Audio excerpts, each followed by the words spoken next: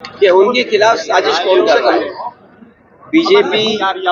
BJP के सहयोगी लोग, बीजेपी के समर्थक लोग। लेकिन राजनीति में अगर इस सीमा तक लोग चले जाएंगे और इस तरीके से साजिश करके, षड्यंत्र कर करके, और कभी कभी सोचने पे मजबूर होना पड़ता है कि उनके साथ अन्याय इसलिए हो रहा है कि उन्होंने यूनिवर्सिटी बनाई, एक शिक्षा देने की संस्था बनाई जिससे लोगों का भविष्य बेहतर हो।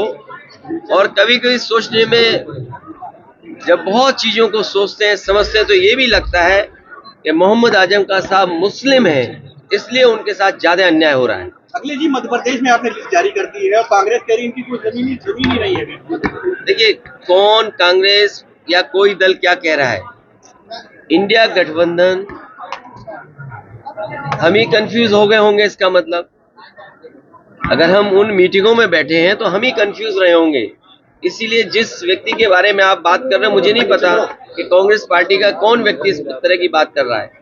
हमें तो ये लगा कि जब मध्य प्रदेश के मुख्यमंत्री जो रहे, पूर्व में कई बार मुख्यमंत्री रहे, वो रहे, उन्होंने मीटिंग बुलाई और पूछा समाजवादी पार्टी से, हमने अपनी पूरी परफॉर्मेंस बताई, किस समय पर समाजवादी पार्टी के विधायक कहाँ कहाँ जीते हैं, कभी 1 जीते, कभी 2 जीते, कभी 5 जीते, और किस जगह हम नंबर 2 पे रहे। पूरी चर्चा हुई और रात भर 1 बजे तक समाजवादी पार्टी के नेताओं को जगाया उन्होंने और बातचीत की, पूरे आंकड़े देखे और आश्वासन दिया कि हम 6 सीटों पर विचार करेंगे। लेकिन जब रिजल्ट आया, घोषित की गई सीटें, तो समाजवादी पार्टी शून्य रही।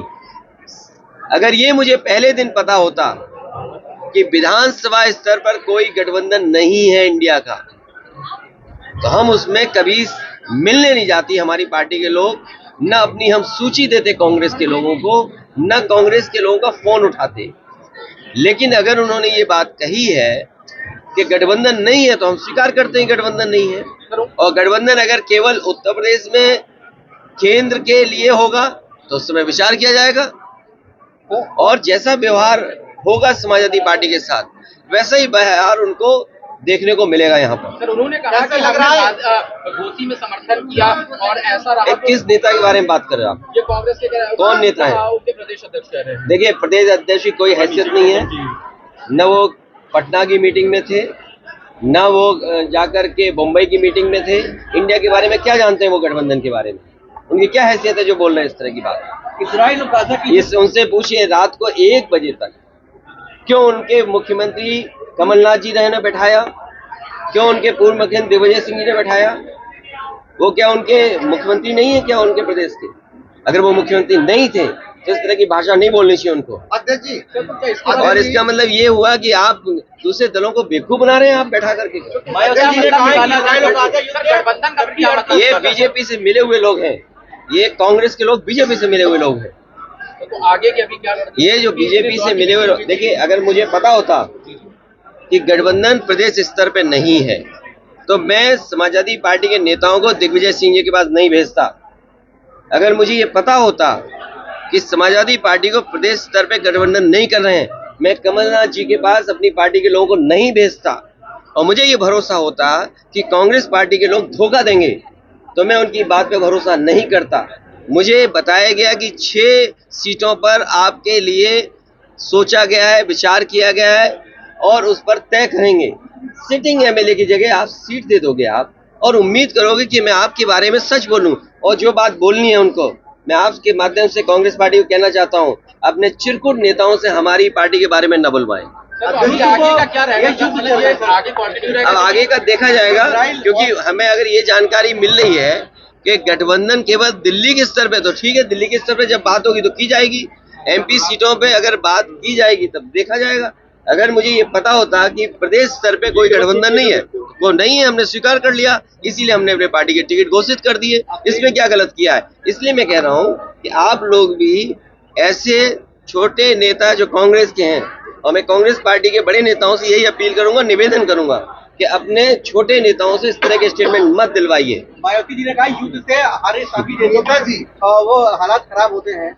नहीं, वॉर के पक्ष में कोई नहीं है, और प्रदेश में बड़े सवाल है धान खरीद का, अरे सीतापुर आते हैं तो सीतापुर में हमें सांड पहले दिखाई देते हैं। ये डिवाइडर पे इतना सांड दिखाई दे रहा है जिसकी आप कल्पना नहीं कर सकते। अच्छा, धान खड़ा हुआ है खेतों में, धान खड़ा हुआ है खेतों में, क्या धान खरीदने का अभी तक इंतजाम किया है क्या? धान खरीदने की कोई तैयारी की है? आप बताइए, सीतापुर में अगर एक भी धान केंद्र किसानों को खरीद रहा हो धान तो बताएं हमें आप। शाहजहांपुर जा रहे हैं, आगे रामपुर में आजम खान साहब को मिलने जाएंगे। वो हम पर छोड़िए, हमारी पार्टी पर छोड़िए। अब ये बातें क्यों पूछते हो कौन किससे मिला? उनसे हमारा संपर्क है, लगातार बातचीत हुई है। वो हमारी पार्टी और हमारा परिवार है, हमें फैसला लेने दो क्या करना। इसमें राजनीति मत ढूंढिए, इसमें भी बीजेपी के आप एजेंट मत बनिए। सर, 16 तारीख को नेताजी रक्षा मंत्री रहे हैं, पत्रकारों को पीटा गया, उसके बारे में आप क्या कह रहे हैं? हमें दुख है कि बीजेपी के लोग सबको पीट रहे हैं। सर, बहुत बुरी तरीके से मैं दुख है इस बात का कि बीजेपी अगर पत्रकार सही लिख दें,